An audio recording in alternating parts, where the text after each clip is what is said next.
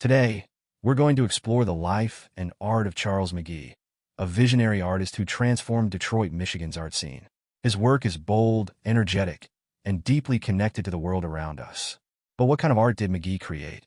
Well, he was part of the modern art movement, but more specifically, his work was influenced by abstract, contemporary, and urban art styles.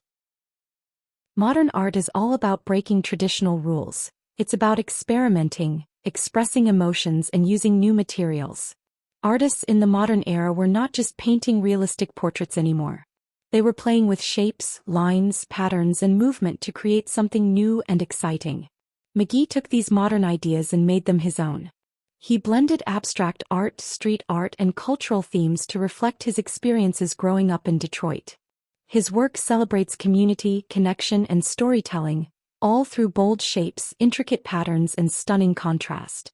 Now let's take a look at a video that will help us understand Charles McGee in his own words and see some of his artwork. I came to Detroit at age 10. Seeing all these lights and the movement and activity, it was like looking at a movie. I could hardly go to sleep.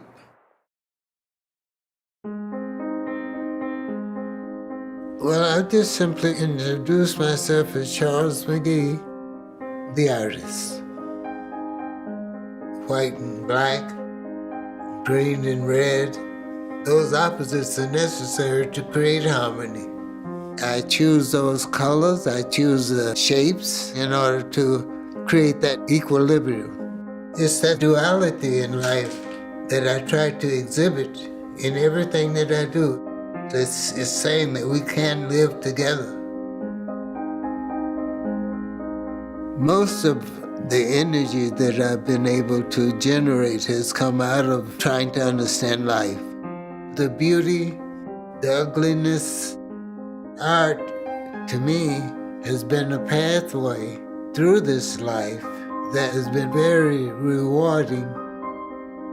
This is just my way of trying to make it better for someone else that's trying to understand and that's struggling too, I feel that's why I was born.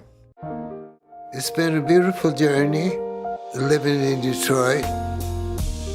It's been the sustenance of everything that I am, and it's taught me an awful lot from A to Z. Today, I see the city rising. Detroit is growing. I think its greatest strength is the vibrancy that comes out of strides of creativity and learning about the world around us. Community is a teaching process. And I think that always trying to teach and understand, we become more forgiving of our failures. I realize that a part of me, nature is claiming, I have no control over that, it's about time, But why am I so eager to keep improving, to keep reaching, to keep trying to understand, It's beyond me. You are now going to step into his shoes by creating a hands-on style sculpture inspired by his incredible designs. Just like McGee, you'll use lines, patterns, and contrast to bring your ideas to life in a bold and creative way. Let's get started. Charles McGee was born in 1924 in Clemson, South Carolina, but he grew up in Detroit, Michigan. His early life wasn't easy. He worked on a farm as a child before moving to the city, where he was amazed by the energy and diversity of urban life. That experience shaped him as an artist. He didn't just paint what he saw, he painted what he felt. His art celebrates movement, connection, and rhythm, much like the city itself. McGee worked in many different styles. He worked in painting, sculpture, and murals, but one thing stayed the same: his art was all about bringing people together. He once said, "Art is about life. It's about the people. It's about all of us." One of McGee's signature styles was using bold black and white designs, with patterns that seemed to dance across the canvas. But he also loved using vibrant colors. He made sure every shape and shade had contrast so they stood out and made the person viewing the art take notice. The first thing you need to decide is, do you want your sculpture to be black and white, like Charles McGee's iconic work? Or do you want to use bold, contrasting colors? Take a moment to think about your artistic vision. Once you've decided, you're ready to begin? You will be working on an 11-inch by 14-inch white foam board which will serve as your base. You will also need cardstock, white or colored depending on your design choice, scissors to cut your strips and shapes, glue to attach your pieces to the foam board, and markers for adding patterns and designs. You may be wondering how to design your patterns. Well, this is where creativity comes in. You can pick and choose your own patterns. Just in case you are having trouble thinking of some good designs, we are showing you lots of designs you can recreate, but we really want you to think of your own great designs. Let's watch a quick video on how to design your patterns, cut them out, and glue them to your board. And in the first one, I had patterns that began with just having space to create in. So I'm going to start those spaces, and here it goes.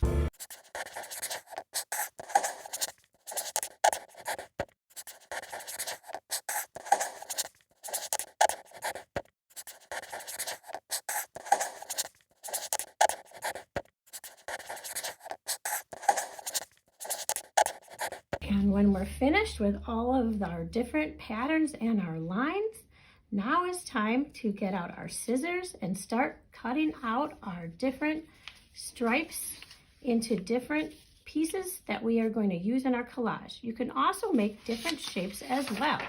So here we will begin cutting. You may cut out on the different lines that you already drew, or cut between the lines and have more than one pattern in between your strips of paper. You can even cut your strips into half or even into different shapes.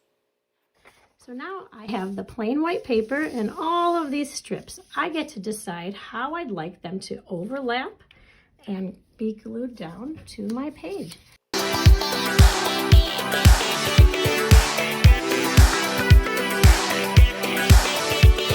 When you're ready, you may begin gluing.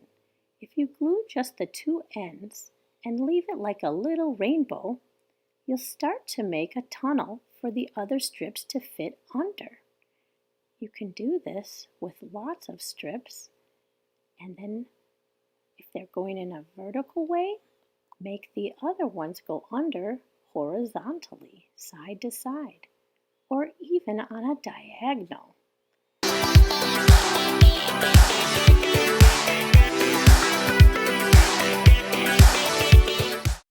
This was just a simple example of how to design, cut, and glue your strips to the foam board.